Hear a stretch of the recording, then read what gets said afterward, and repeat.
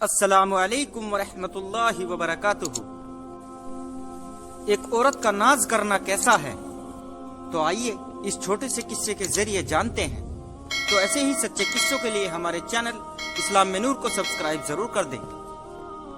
بسم اللہ الرحمن الرحیم۔ ناز کی وجہ سے آزوات مطہرات بھی حضور صلی اللہ علیہ وسلم سے لوٹ پوٹ کر لیا کرتی تھی اور آپ صلی اللہ علیہ وسلم کی بات کا جواب دے دیا کرتی تھی۔ پورے دن بات نہیں کرتی تھی اور اپنی مانگوں کو اونچی آواز میں اٹھاتی تھی، کیونکہ عورتوں کو اپنے حق کی مانگ کرنے میں سختی کرنے اور گڑگڑانے کا حق ہے۔ شیخی، ادا، لگاوٹ۔ حضور صلی اللہ علیہ وسلم کی بیویاں ایک بار حضرت عائشہ رضی اللہ عنہ اور حضور صلی اللہ علیہ وسلم میں کچھ جھگڑا ہو گیا اور دونوں نے حضرت ابو بکر صدیق رضی اللہ عنہ کو جج بنایا۔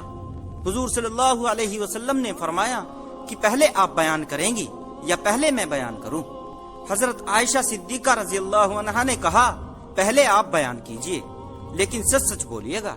یہ سن کر حضرت ابو بکر صدیق رضی اللہ عنہ کو غصہ آ گیا اور آپ نے حضرت عائشہ رضی اللہ کو تماچا مارا اور فرمایا، اے نفس کی دشمن، کیا حضور صلی اللہ علیہ وسلم جھوٹ بول سکتے ہیں؟ الحمدللہ۔ حضرت عائشہ رضی اللہ عنہ نے آپ کے غصے کی تیزی سے ڈر کر حضور صلی اللہ علیہ وسلم کی پیٹھ کے پیچھے پناہ لی۔ حضور صلی اللہ علیہ وسلم نے ابو بکر رضی اللہ عنہ کو روک کر فرمایا، اے ابو بکر، ہم نے تم کو اس لیے نہیں بلایا تھا۔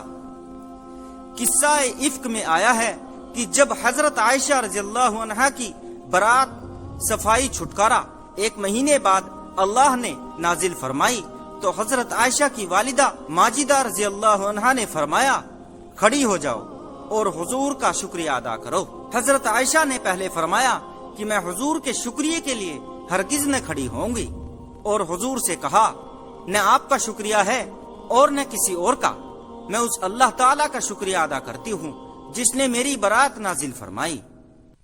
اور فتح الباری میں اسود سے روایت ہے کہ حضور صلی اللہ علیہ وسلم نے حضرت عائشہ رضی اللہ عنہا کا ہاتھ تھام لیا۔ حضرت عائشہ رضی اللہ عنہا نے غصے سے حضور صلی اللہ علیہ وسلم کا ہاتھ جھٹک کر اپنا ہاتھ چھڑا لیا۔ اس پر حضرت ابو بکر رضی اللہ عنہ نے حضرت عائشہ رضی اللہ کو جھڑک دیا۔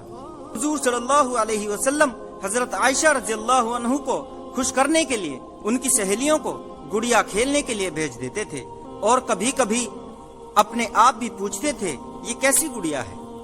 چنانچہ ایک بار ایک گڑیا گھوڑے کی شکل کی دکھائی دی جس کے 2 بازو لگے تھے۔ آپ نے پوچھا یہ گھوڑا کیسا ہے اور اس کے بازو کیسے ہیں؟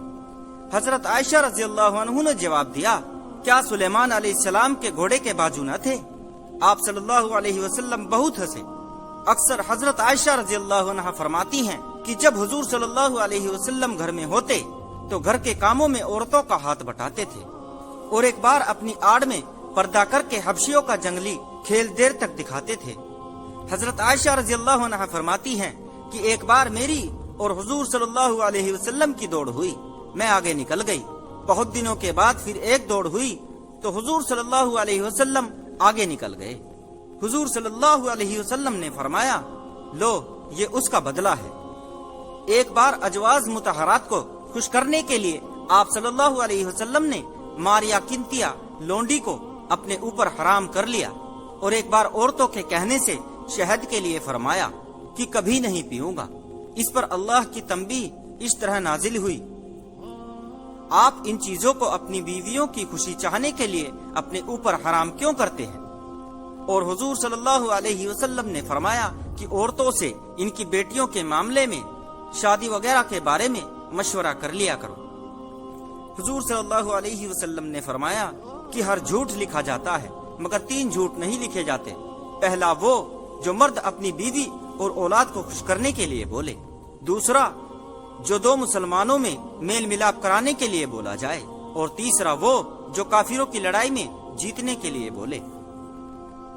اگر عورت کے حسن میں کوئی بات پسند نہ ہو تو اس کا ذکر نہ کریں، اس سے اس کو دکھ ہوگا۔ اگر ایک بات ناپسند ہو اور بہت سی باتیں پسند بھی ہوں گی، بے عیب خدا ہے۔ نہ ہی عورت کے سامنے کسی اور عورت کا حسن و جمال بیان کریں، اس سے بھی اس کو دکھ ہوگا۔ اور عورت کو مرد پر بھروسہ نہیں رہے گا۔ یہ بھی جاہلی یا جانور پن ہے کہ جب جی بھر گیا تو عورت دل سے اتر گئی، بس بے رخی کے معاملے کرنے لگے اور دکھ پر دکھ و تکلیف پر تکلیف دینے لگے۔ یہ بہت افسوس کی بات ہے، بلکہ ایسی حالت میں تو خوب کھل کر ہنسی مذاق کرنا واجب ہوگا، جس سے عورت یہی سمجھے کہ میرا مرد مجھے بہت چاہتا ہے اور اس کو مرد پر پورا یقین رہے۔ اگر شریف عورتوں کے حقوق ادا کرنے کی طاقت یا ہمت نہ ہو تو پھر کسی مسلمان لونڈی داسی سے شادی نکاح کرنا چاہیے یا لونڈی خریدنی چاہیے۔ اگر اس کی بھی طاقت نہ ہو تو فسٹ کھلوائیں اور روزے پر روزہ رکھیں۔ اللہ رب العزت ہمیں کہنے سننے سے زیادہ عمل کی توفیق دے اور ہمیں نیک بنائے۔ تو پیارے دوستو، قصہ کیسا لگا کمنٹ باکس میں ضرور بتائیں، اور اس قصے کو اپنے دوستوں اور رشتہ داروں میں بھی شیئر کیجیے۔ السلام علیکم ورحمۃ اللہ وبرکاتہ۔